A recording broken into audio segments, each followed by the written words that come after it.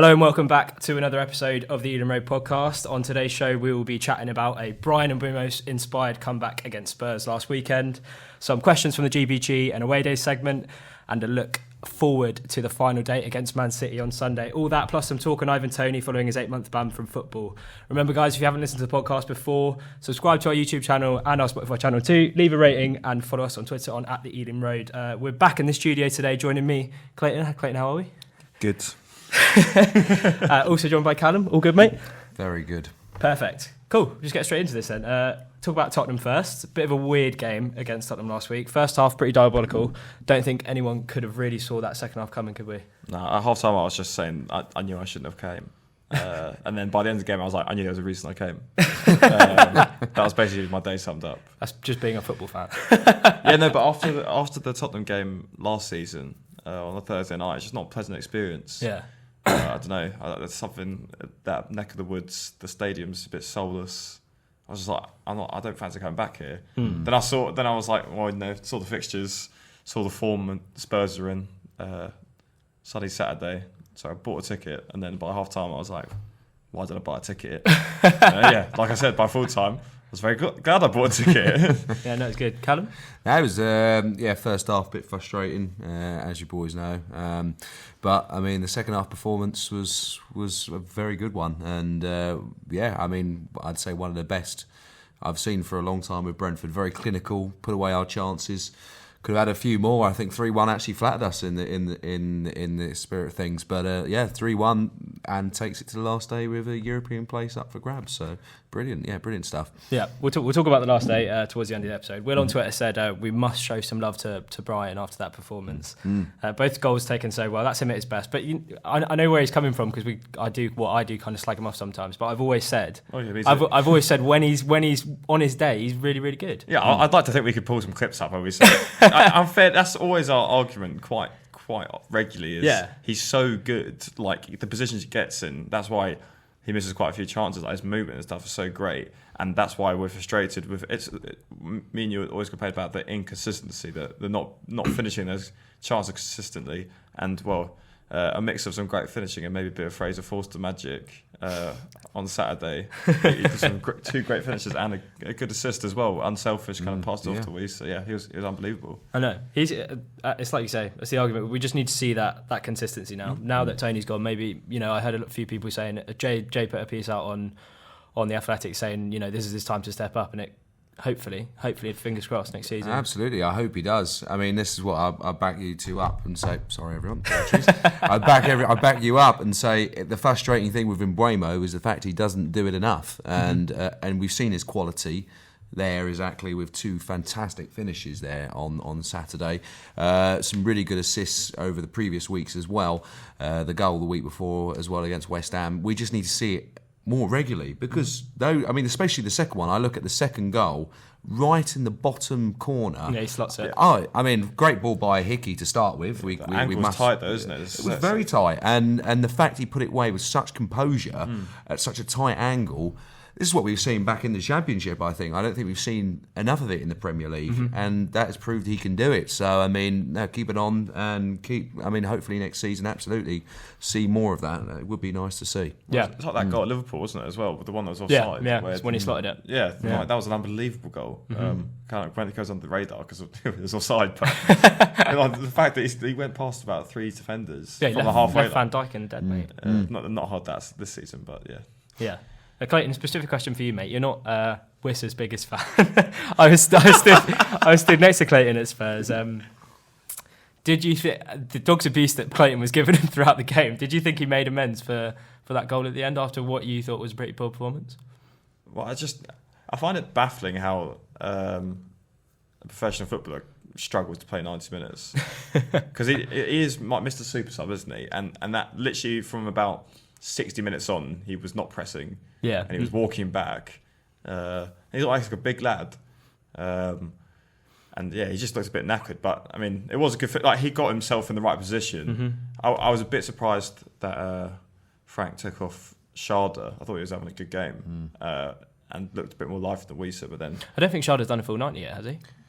don't think he has. He gets hooked. I remember because when we played a couple of weeks ago at home, he got hooked towards the end, and there was a big groan in the stand when he got hooked. But maybe he's just to answer your question. No, he did make up for it because he, at the end of the day, he was in the right position, and it was a good composed finish. He did make up for it, but he just frustrates me. I think, especially in that first half, off the ball. If we're going to go up top with him as a 9 next season, I'm pretty convinced we need another striker in, because that first half he was pretty diabolical. It's like you say, he was playing as a 9, but he would drop into midfield and then not look for the ball. But in the second half, he did drop in, and that was it the equaliser. He won the ball from the throw-in, but I took a nice big touch round the centre back and then played through Bryan. So stuff he was doing wrong in the first half, he did rectify it. So he had a good game overall, but it just, I don't know, he's not the most energetic and he can't really press very well. Yeah. He's definitely a great player to have.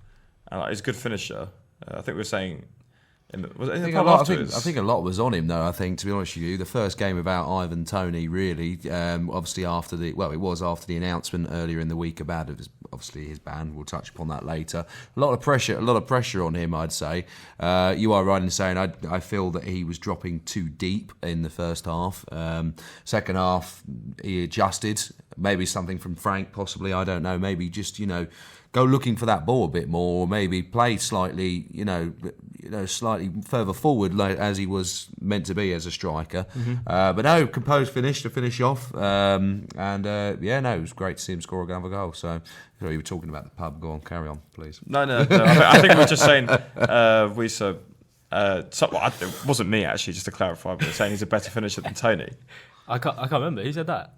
It might be Naughty Left. Oh, someone said that. Someone did say that. Do you know what? 1-on-1 of the goalkeeper. Not an outrageous take. Not an outrageous take. If you play something, I back Whitter. I mean, there's a couple of instances where he's got. I think of Southampton away when he goes in, slots it. Never really had any doubts that he was. I don't really have a memory of him going through 1-on-1 and missing. I'm sure there's one. Whereas Mbeumo just put it wide. Anyway. Yeah, that's very true. Played Mbeumo. Yeah, we've given him Mbeumo's props, and rightly so. I thought you mentioned it briefly. Aaron Hickey was really, really good. Yeah, has been in the last few games. It's funny how the script can kind of flip, because I remember when that City bid came in, everyone on Twitter was like, "Oh, Hickey's nowhere near this, nowhere near that. Take the cash. We'll get another player in." And now everyone's kind of saying, "Bloody hell, Hickey's actually quite good." Yeah.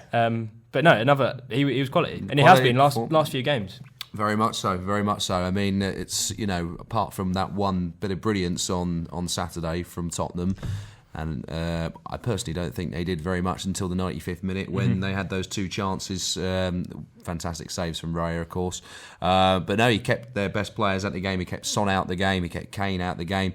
His positioning, obviously, he won that ball for the second goal. For the second goal. Yeah. I mean, he looks a quality player, and I've always said I think he's better on the left, but actually, I may be doubting myself now. Actually, I think that performance on Saturday was incredible. Obviously because he's predominantly left foot. It's obviously quite difficult, I feel, to be playing on the right. But no, he did very well. He did very, very well, and is keeping Roslev out the team as well. So I mean. And to touch upon again that pass into Mbeumo, I think that's probably one of the best balls we've seen this season, one of the best assists we've seen this season. So full credit to him, and keep it going. Yeah, we talked about if we were a better team without Ivan on the last pod. We kind of agreed that we weren't, especially against teams from the Big Six. I actually think the first two goals might have not come about if Toney was on the pitch. I feel like with the first one, Hickey might have been tempted to lump it forward to Toney when he comes inside.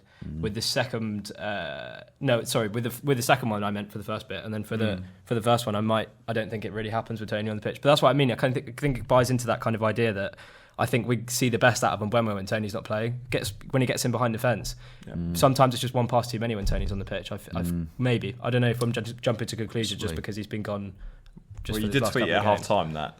Something about us. No Toney, I didn't see this tweet actually. Really? And then after the game, just said you're joking. I was only joking. The second jinx of a tweet you've done. Is that tweet still active? Is it's still there? Right, yeah, no, that deserves a retweet then. Yeah, doesn't it? But I was only joking, lads. No, I think I think what helps as well is that when Toney isn't playing, we've got that bit of extra pace up front. And obviously, Wiss is a bit quicker, I think, than Toney. So that helps. And you are right in saying possibly we may not have scored those 2 goals. With that first goal, I don't think Toney, because Wissy's quite pacey. I don't think Toney has that kind of at the same time though, burst. Like that Tottenham back four was so fragile. Could you imagine if Toney played against them? He would have had a day. Yeah. So I mean, he didn't last year, but did you see who was playing? Yeah. It was Longley and Davison Sanchez. Yeah, they were awful. They were pretty bad. Yeah. Okay, we'll move on towards the end of the game. A couple of big saves from Raya towards the end. How much of a miss is he going to be next season? I think he will be a big miss. I mean, he's what he does is also kind of controls that back line as well. I feel a lot of communication there. I feel like we've struggled with that in the past with keepers communicating with his back line, and also his obviously getting rid of the ball as well, and obviously getting the ball forward quickly. We're going to miss that. We're really going to miss that, and I feel. Whether I feel it's a good move for him to move wherever he's going. There's a lot of talk in the Premier League. Tottenham, that is not a good move for him, in my opinion. You've got everything that's going on at Tottenham at the moment. Unlikely they make Europe. If they do, then they're going to be in the Conference League. Well, he may well get that with us. And I feel he could break through into the Spain team if he's with us. So I think, we're going to miss him massively if he goes, and whether it work out for him, we'll wait and see. But obviously his agent's putting off a few things behind the scenes by the sound of things, so we'll wait and see. But I'll be gutted to see him go. Gutted to see him go for sure. Yeah, 100%. I think to answer your question, we're not going to miss him because he's not going to leave. Because we're going to get Europe. Tottenham aren't. Okay. He's not going to go Spurs. I think he might get United. No, because after De Gea had that stinker the other week, Den Haag said after the game we're extending the contract. Really? Yeah. I don't think they should. But at Chelsea might be sniffing about as well. Yeah. Wow. They don't. They've got 3 players. There's 70 million for Kepa. How 40 million for Mendy? Apparently, want to move Mendy's. Both of them are going. Apparently so. Yeah. I don't think it'll be a next season personally. Yeah, that was a bit of a Tiaz tape. It's not too far from me. I think he'll go. I think even if Spurs didn't have Europe, he'd probably go. It's still an upward move. It's more money at the end of the day. Realistically, we could offer him, a great contract. And I think we have offered him 2 very good deals. Yeah. But obviously, it's something that he doesn't want to take. He feels he's gone as far as he can with Brentford. So, as frustrating it is, sounds like we've got another keeper coming in. I haven't seen much of him, but I've heard some very good things so far. So, we'll wait and see. But I mean, it's I think when we've had David Raya for as long as we have, it's going to be a huge, huge miss. And for people like Ethan Pinnock at the back, they've been together for since the championship. Yeah. So it's going to be a big, big miss. So we'll wait and see. But if he goes, I wish him well. If not, he's going to go down as if we finish above Tottenham and he goes to Tottenham, then I wouldn't wish him well. I think then there'll be a little bit of animosity. No, you've got to. But his reasons for going is I want to play Champions League football. I want to play in Europe. Yeah, if we got Europe and then he fucked off to Tottenham anyway, I feel there's more to it. Top four's never been so competitive either. They're not guaranteed. I mean, they're in a bit of a shambles at the moment, aren't they? Spurs? They're not guaranteed to be back, especially as Kane left. Yeah. So no, you make a fair point. Yeah. I feel there's more to it though. I feel like we've seen with Brentford players, apart from only a couple who have made international appearances, David Raya has only got into the team. He hasn't got off the bench. Yeah. So he could see probably a chance at Tottenham to get more recognition. Yeah. Obviously, I'm going to touch on it. Rico Henry should be in that England team, which was announced today. That's another thing. If he went off to another club, possibly he might get a bit more recognition from Southgate. But I feel if he goes to Tottenham, he'll be a bit more in the spotlight, regardless of whether he is in Europe or not. And obviously get him that Spanish appearance, which he's waiting for. So. Yeah, I disagree with the point that I feel that he's doing it probably more for Spain, if anything, to get that appearance. Yeah, so that's a good point. Disagreement's good. This is why this is the best Brentford podcast out there. Guys. Yeah, absolutely. We've now got all of the big 6 since we played in the Premier League, beating all of them. Saw Jay's tweet with the Thanos Infinity Stones. That's great. Absolutely. Some achievement that. To take 3 points off it in 2 seasons. I know. It's great. It's crazy. I know. And I don't think we're getting enough recognition. Again, I mean, you look at it on Saturday. I was waiting for match of the day. Of course, I fell asleep before we got on because we were on later than Manchester United yet again. Bloody Virgin Media. We're literally always last, aren't we? It's embarrassing. I mean, look, if you're watching, put us on first. I think you've only done it 2 or 3 times this season. But, I mean, look, that was a great performance in the second half. And you've hardly touched upon it. You spoke about Thomas Frank very briefly. But there were some quality performances there. We've gone there all right, they've lost 5 in 7, Tottenham. But Brentford going there and comfortably bleating Tottenham should be worth more than a 1-0 for Manchester United against Bournemouth. And no disrespect to Bournemouth, but Manchester United should be beating them comfortably, not 1-0. We should have been on before them. Well, it whistles down to the fact there's a lot more Man United fans than there are Brentford fans, unfortunately. And it's frustrating as well because, again, I think the FA not picking Thomas Frank as manager of one of the top 6 managers in the league and picking Marcus Fulham. Silva. Yeah, I mean Fulham. They've had a good season. So they're one place below us, and they just got promoted. Yeah, fair enough. But and Emery's done a very good job. But to not pick Thomas Frank, the only team to go to the Etihad this season and win. I mean, the FA must have some serious problem with Brentford Football Club because, honestly... This is a clip, guys. This is it. Honestly, I'm telling you, you're watching now, the FA, honestly, you've got Football a serious problem. The FA is corrupt. I've been calling it all day. But it's wrong. But We'll get to the FA. We're going to talk about England. Anything else you want to talk about from the Tottenham game before we move on? Well, I don't want it to be a Tuesday night next season, so please, if you're watching that, I don't want to go. It's a pain to get out of, but other than that, it's much better when it's light. 12:30, less chance of getting stabbed. Nice walk from Seven Sisters though. So if you want to get your 10,000 steps, I mean, you're doing a good job walking from Seven Sisters. But overall. Perfect, cool. Well, I thought we'd talk a little bit about Ivan Toney. I've not actually written anything down for this section. Obviously, news broke last week that Ivan's been banned for 8 months from all footballing activities, meaning we won't see him play for Brentford until January 2024 if he decides to stay. Don't know, we'll see what happens. Just first of all, initial thoughts on the ban. Well, I mean, I completely disagree with it, to be honest with you. I mean, I think the FA have made an absolute fool of themselves, really, as has been discussed today by the England manager, Gareth Southgate.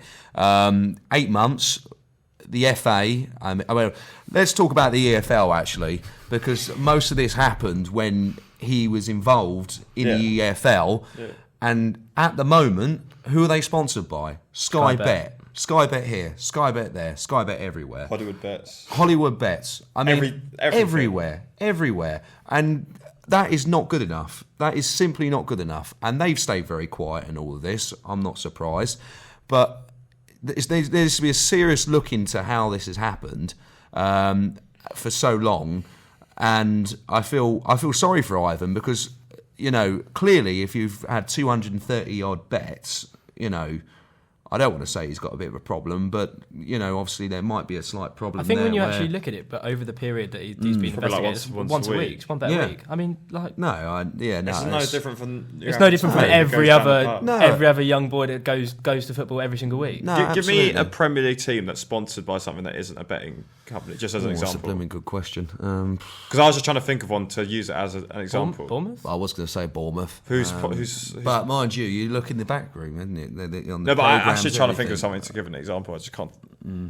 I can't. I'm pretty sure all of them have like loose ties to back gambling companies. I'm sure we're missing. But like, there's a few. There's like 6 clubs with betting on their front shirt, on the front of their shirts. I don't know why this comes to mind. As it was a few years ago, but so United was sponsored by Chevrolet for like a season, weren't they? Yeah. Mm-hmm. So that's like a Man United player. For it to be not illegal being able to buy illegal for a football player to drive a Chevrolet, and Man United are sponsored by Chevrolet, but they're not allowed to get in the car that sponsors them. So if I'm sponsored by Hollywood Bets, I'm Ivan Toney, but if I use Hollywood Bets, I get banned. It's like punishing a landlord for drinking. Does that work? I said it to my missus the other day, and she looked at me like, you're such an idiot. I reckon that works. I don't know if it works. But any other analogies?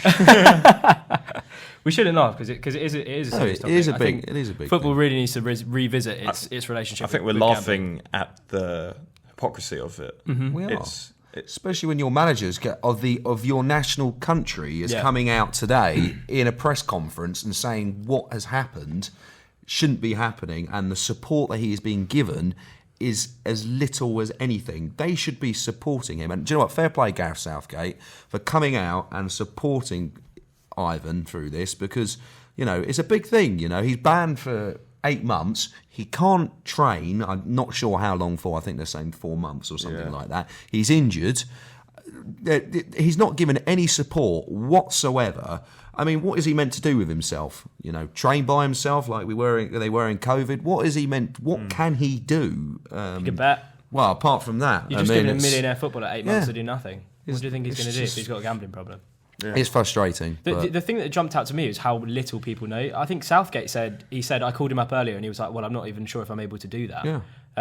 Thomas Frank said at his press conference he doesn't know if he can come to if he's banished from the training ground. Yeah. It's like the FA haven't really given, and the report still hasn't come out about the nature of what he's been betting on. And I feel like if he was betting on his own team, the severity of the sanction would be so much higher than what it is. So I feel like we could probably rule that out. Obviously, I don't want to say that now and jinx it, and it come out next week that he's been betting against Brentford. It probably has done now. You said it. It probably has done now. I've said it, but it just stinks, and I don't think it's morally right. I don't think it's been right from the beginning. Nah. Because they've been leaking information constantly. Someone in the FA or someone within the football region high up is leaking information constantly, especially about Ivan Toney. Or we've seen it in the past with England national players when there's an announcement due or something like that. Something is leaked and it's not right. It's not right. Even like during tournaments for England, there will people in the FA leak the lineups to the media, and it's like you are showing the other teams the lineups before the games, like in the morning, like it's just wrong rotten. On every level. Absolutely. So do you think the next thing to do is offer him a contract extension, and as a follow up, do you think he'll sign another contract with Brentford? No, I don't think he will. I don't think he will, but I would say, right, look, here you go. Here's an offer that you would like to think he wouldn't turn down. I think it's perfect for him because you look at it and you say, well, look, we're going to give you everything you need off the pitch in these next 8 months, whether if that's training with us or not. Hopefully we'll be able to give someone off the field the opportunity to work with him over the next 8 months. And I would like to say he would take an offer, even if it's just a 2-year contract or something, just to give us, some money, whether it's 50 million, 60 million, whatever it is. I mean, Thomas thinks he's worth about 100 million. I think he said, didn't they? Well, absolutely. But no, I mean, you're getting yourself a player there who's worth a lot of money, and I would love to say he'd sign a contract, but obviously we'll wait and see on that one. I think even when we tried to sign him the first time from Peterborough, he rejected a deal from us because he was waiting out for a bigger move. I feel like if a bigger club came in for him before his ban actually stopped, before his ban ended, I think he'd be on his way. I think even if a club came in for him this summer, he'd try and go. Personally, I don't think they will though. But I don't think they'll take the risk. Although they might think they could get a lower price. Actually, do you know what? Now that you say that, I think you might get. I don't think we'll find out about it, but I think you'll get clubs probably coming in trying to offer under probably what he's worth. Is signing a contract footballing activities though? Like, I thought he was banned from it. He's not that tough to pay. But realistically, who would sign him though? You think? Because you look at how he plays as a player. Which team would he fit into? I think any of the top. I think six. me and Mike spoke about this before, and I had the doubts. But then he's succeeded at every single level he stepped up into. I think he'd be perfect to Chelsea, United, Tottenham, any of them. I've seen him going back to Newcastle. I don't think he's liked. I don't think he's liked by a lot of Newcastle fans from what I've seen previously, especially. When he kissed the badger. Well, absolutely. I mean, I don't think he's liked particularly very much by Newcastle fans. They've got Wilson in their morals well. are all over the place a little bit. So. Exactly. But also they do have Wilson and Isaac. So. There you go. But no, I think kind of any. I mean, if Harry Kane leaves Spurs, he's off. Yeah. That's a good replacement. It's just dependent on whether a club takes a risk for him over the summer. But I feel like So if a club came in for him now, we'd have to ask for whatever we would be asking in 2 years if we gave him a contract extension. I don't think because he's got until 2025. Yeah, I don't think anyone will come in until the FA finally released that actual statement that says what he'd been banned for specific activity. Yeah. But no, I think the only way we get him to sign something is if he. If we give him ample support kind of through the next 8 months, and he's so grateful for what the club have done for him, which I hope he would be, that maybe he would reward kind of the club with his ability as a player for a bit. Like Callum said, even if he signs like a 2-year contract and gives us another year. Yeah. But I don't know how old that makes him at like the end of 26. At the end of 2026? Yeah, like... Well, if he's 27 now. 26 now? 27 now. I feel like it's... I'm not sure. Yeah.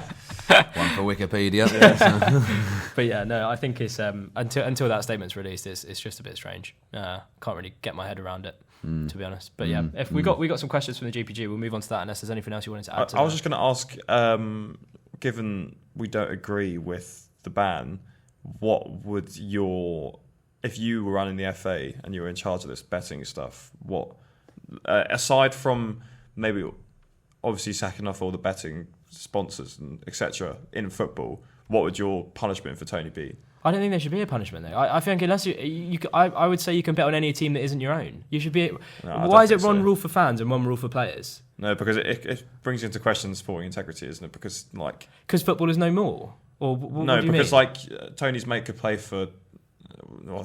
Someone. Let's not take Toney for example, but if I play for Middlesbrough and I'm betting on I don't know, Sunderland.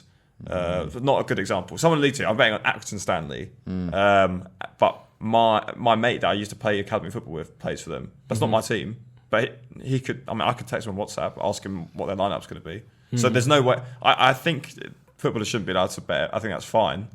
But I think it shouldn't be so glorified in sponsorship. And then the punishment should be so severe. No, 8 months without football. No, I think give a big ban, not a big ban, sorry, big kind of monetary fine. I would say is probably a big thing. I would say, and then a suspended kind of term if he was to do it again in say like a year, then ban him for 8 months. Yeah. So give him a second chance here and say, listen, look, what you've done off the field, not good enough. If you do it again, we're gonna throw the book at you and say, look, this is when we're gonna. You haven't learnt your lesson.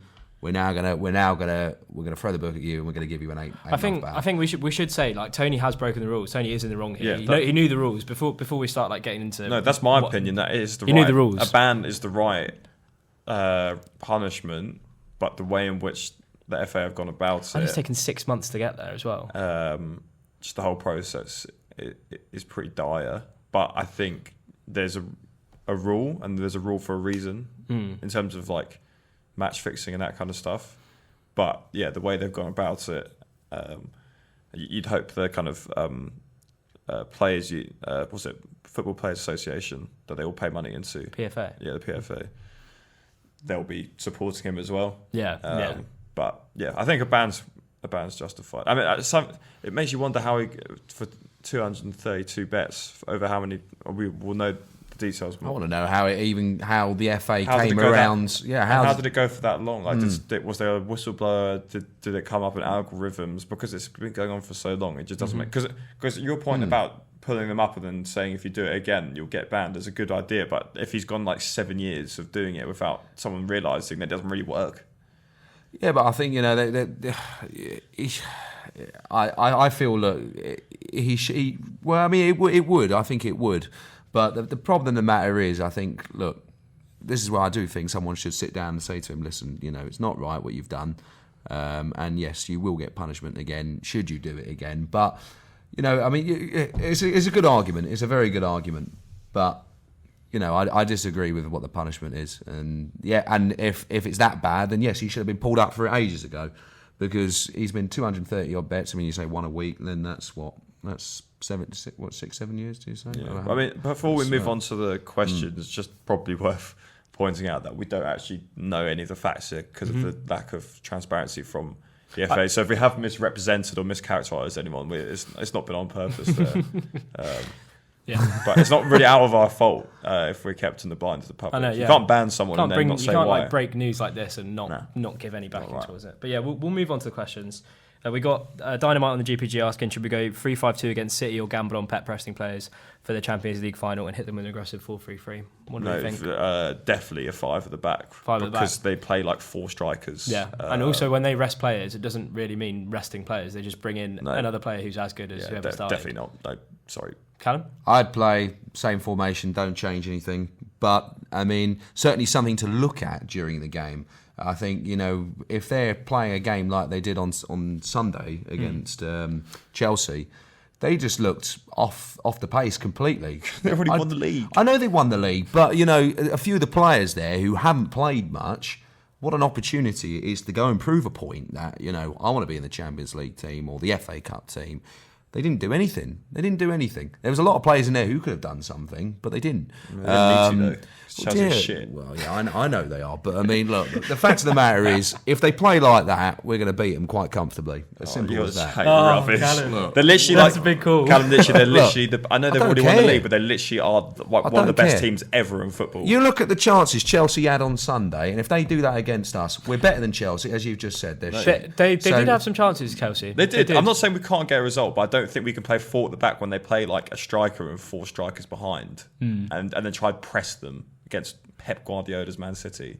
So I don't quite think that's going to work. It might work, you never know. But I mean, look. Let's just see how the game progresses. I would err on the side of caution. I would start with a 5. But if it looks like we're actually playing really well, we could change it at half time and go to a 4. Absolutely, we've seen that on. I mean, I think he certainly will change how. I don't think Onyeka will start on Sunday. I think Damsgaard, one of the best performances he had on Saturday. Yeah, no, so don't change the that. Game. Other than that, I wouldn't change the team at all, to be honest with you. We got Hairdresser asking kind of a similar question. He says, does Sharda's ability to track back and defend like Bryan nullify the need to play a 3-5-2? And it makes a good point, because there were a few times against Spurs where Sharda got back, made a tackle and got us back up very the pitch. well. So good. So, that you kind don't of see that I don't think you see that as much from Mbeumo, which is why I liked how he was doing it on Saturday. Bad, didn't he? And it was great. He's not afraid to track back. And I think we saw a bit more of him on Saturday, which is good. So, I mean, turn up on Sunday and do a bit more of that, and that goal will come. I'm telling you now, he's scoring on Sunday. There we go. No worries. We will continue. Callum, just me and you now. Clayton's gone. Have you done an away day section before? I have not. No. Have you listened to one before? I have not. No. Okay, cool. So on an away day segment, we will give a random game, a Brentford game in the last sort of 10 years. Yep. It will be your job to tell me the score and the goal scorers from that game, and then we can have a little chat about some of the goal scorers. Go on then. Let's go for it. Before you answer, give the listeners 5 seconds to reply, because I think you might have this one in the bag. So the game I've gone for this week is Sheffield Wednesday away in 2017. We were playing in a red and white kit. I think you know who scored. I can give you a clue if you're not confident. Did we win? We did win. Oh wow! Okay. And the 2 goal scorers were both defenders. Both defenders. Was it Harley Dean? Harley Dean was one of them. Correct. 2017. Who was the other? Who was his centre back pairing? Tony Craig, was it? No, that's way too late. No, yeah. 2017. I'm going to have to pass on that one. John Egan. John Egan. Oh, wow. Yeah. So that's one I didn't go to, actually. So you got me on that one. To be fair, you got me on that one. I didn't go either. But I thought, so my thinking was, I saw Harley Dean was released by Birmingham City this week, so I thought I'd get a game where he scored, so we can have a chat about Harley Dean. Absolutely. Just thoughts on Harley Dean's time at Brentford, obviously pretty up and down. Yeah, very much so. I mean, I think he's a quality player for Brentford. I mean, what he did on and off the pitch, I think he was a fan's favourite. I look back at how he got the team going after the obviously the Trotter penalty miss. There's a video with him with Forshaw when we scored that winning penalty against Swindon. You know, hugging Forshaw. You know, giving it to the fans who were pitch invading in their thousands at the time. He was a really good player. I mean, and he had the club at heart, really. And obviously, we took him in on loan first of all, and then we signed him on a permanent. He was a great player for the club on and off the pitch, and he left in bad fashion, I would say, with how he left to Birmingham. But I only, I wished him well. I think I forgive him now. I think I forgive him, especially after that. Do you remember when we beat him 5-0 at home? And I know. Cheer up, Harley Dean. I know. But no, he's great. I mean, I hope he goes on and gets a big move now. I mean, he was on loan at Sheffield Wednesday. got injured at a bad time, and then obviously went back and played his 200th appearance, I think, or something like that for Birmingham. Or he made a landmark while he was at Birmingham on the last day. So yeah, I wish him well. Hopefully he can get he's a top League One player, I think.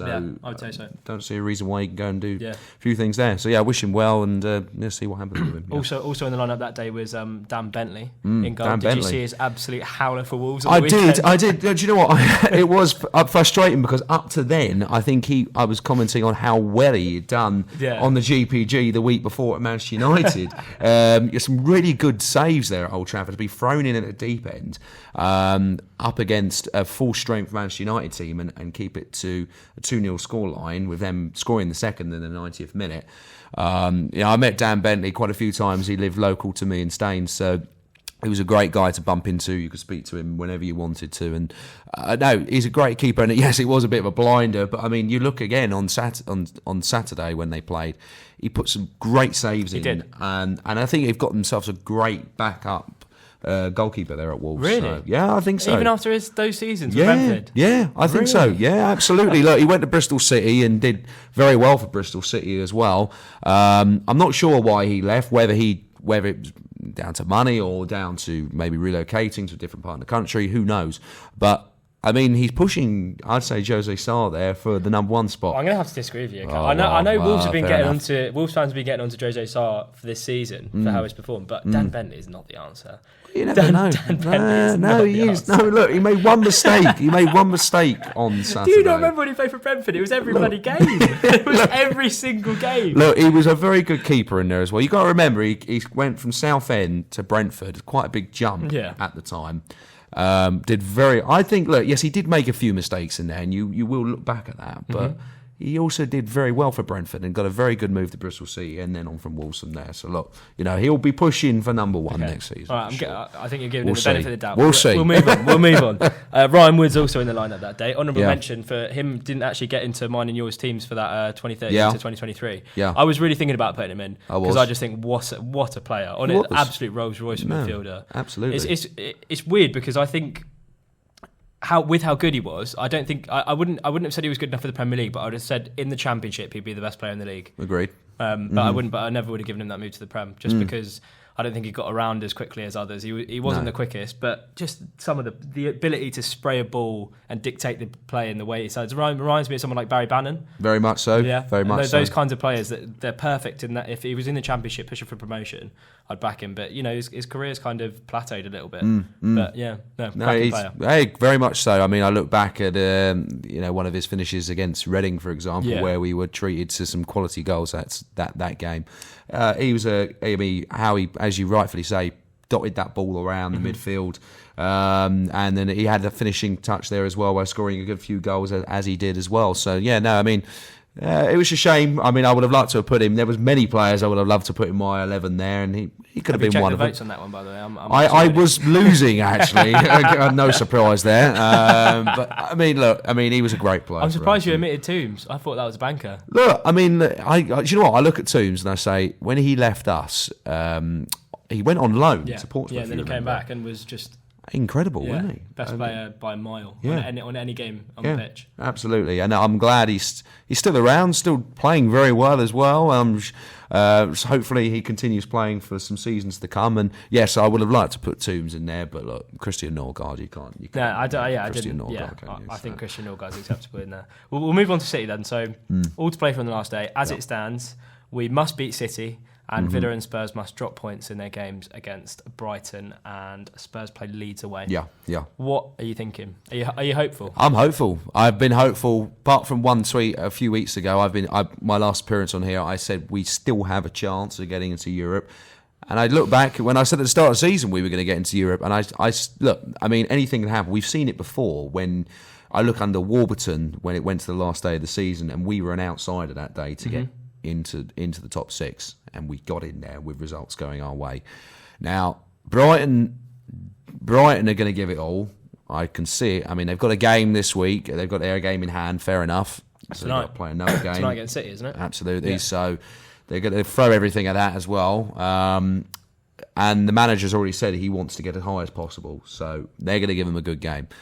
But I mean, Tottenham, I can't see them getting anything at Leeds other than a draw. Leeds we've proved it's a very difficult on the final day way they're to fighting go. for their lives. So Yeah. I would have backed, looking at Allardyce's games before he took over, the games that he had, I felt like the ones that he's played against City and Newcastle and West Ham. Yeah. I thought lose against City, might nick a draw against Newcastle, which they did. I thought they might nick a draw against West Ham. They didn't. Yeah, but, no. But I didn't think. I thought if they've got anything to play for on the last day, I think they would turn Elland Road into a cauldron. It would be very, very difficult for Spurs. No, absolutely. I don't think Spurs deal with pressure very well. I mean, you saw that on Saturday with how they kind of nosedived after, obviously, 50 minutes, 50 minutes, and the protests going on against Levy, which I expect will carry on Sunday as well.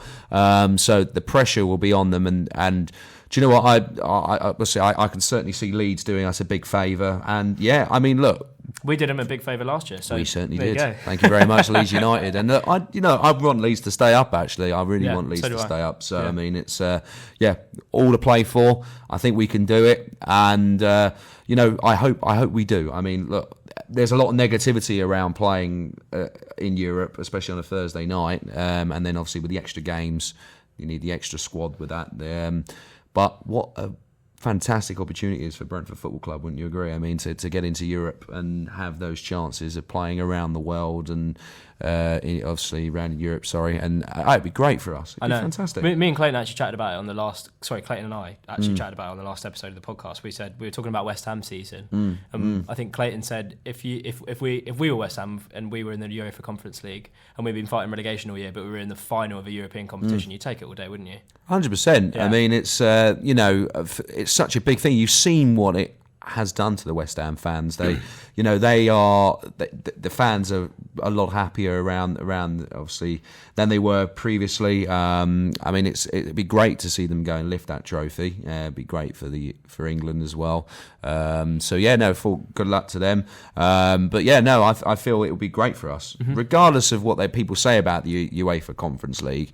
What a chance it would be to go around, and see Brentford play abroad, But Iron Apple, you saw West Ham in Iron Apple, yes, I quite fancy please. Shamrock Rovers. Shamrock Rovers, there you go, a little trip to Ireland, why not? Why not? So, I mean, it'd be great. Won't be easy though. I mean, we kind of touched on it earlier. When City rest players, I don't think they will rest players. I think who they have playing against Chelsea, Cole Palmer and Rico Lewis. Those are the two ones that didn't get in. The two ones that got into the lineup. I'm not sure he will rest players. But like we said, when they rest players, it's not really a weakened side, is it? I mean, it's going to be very different to the game we played at the Etihad. Yeah, they're a different machine now. Very much so. But I mean, they're not lost since they played us. So. They haven't lost since they played us. I mean, it says it all, But I feel that we can beat them. And as I touched upon earlier, I just feel the team what they had out against Chelsea. They weren't match fit, a lot of the players. You can say there's some good quality players in there, as you've named. I think we've just got to get at them, score that early goal, and then the crowd's going to be up for it. Yeah. Get behind the team on Sunday. There's so much to play for. Let's make this place a cauldron, and let's go and win that game. We've talked about more noise. We've made a play for more noise at the GTEC, but I don't think we will need to this weekend. I think it's going to be a fantastic atmosphere. Yeah, absolutely. Any changes from the lineup against Spurs? Would you throw Damsgaard in there? I mentioned that I threw put Damsgaard in there. Look, I don't think Onyeka did too much wrong on Saturday. I feel there wasn't any particular good performance in that first half for us on Saturday. So yes, I mean Onyeka, I'd take him out because he kind of plays all over the place. I don't think he has a specific kind of centre mid position. He's not a 6. He's not. He's not. No, he's not. He bombs up forward. He does. He's all over the place sometimes. He is box to box. Box to box. Yeah. But really, when there's so much on the line, I feel put Damsgaard in there. And we saw what he can do on Saturday. With some, he had little flashes. Yeah, We've seen it the whole season, but in the last couple of games, especially the little flashes, they're more frequent. Absolutely, and he doesn't give the ball away as much. No, he doesn't.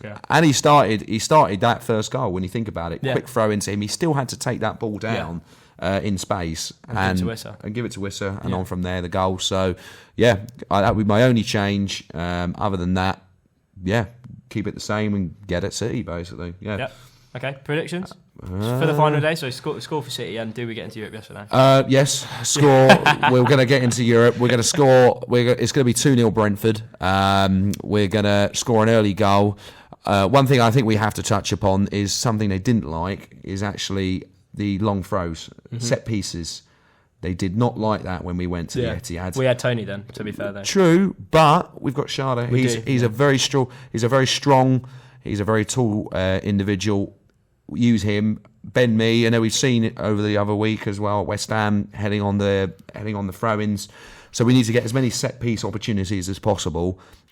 And make full use of them. So 2-0 Brentford. I feel Charlotte's going to get his first goal and Damsgaard in the second half. And yeah, we're going to ride into Europe. That's where we're going. We're going on a plane. We're going on a plane to Europe. That's where we're going. I'm going to back you. I think we will. I just think back to that playoffs in the Championship on the last day when we had a couple of results that needed to go our way. Yeah. I think Derby got beaten 3-0 at home by Reading, which no one saw coming. That was right. We beat. I can't remember. Did we play Wigan on the last day? We did play Wigan. They're already relegated Wigan, which Harry Maguire was in. If you don't remember, do you remember that? Harry Maguire was in the Wigan defence that day. Oh.